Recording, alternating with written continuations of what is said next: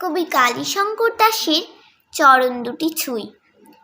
দুঃখ যখন মাথায় নামে, মাথায় ভাঙে ছাদ, তিনিই এসে সান্ত্বনা দেন, মাথায় রাখেন হাত। কথায় কথায় তিনিই এসে শোনান সুখের গান, দুঃখেও তিনি, সুখেও তিনি, এমনই তার প্রাণ। গল্প করে অল্প কথায়, যেই না সেসব বলা, পাশের থেকে পরেশ কাকুর শুনতে পেলেম গলা। কে সে মানুষ বলতো দেখি, প্রশ্ন ছিল কাকুর। আমি বললেম ভীষণ সহজ, রবীন্দ্রনাথ ঠাকুর। বললে কাকু ঠিক বলেছিস, ঠিক বলেছিস, ঠিক বলেছিস তুই।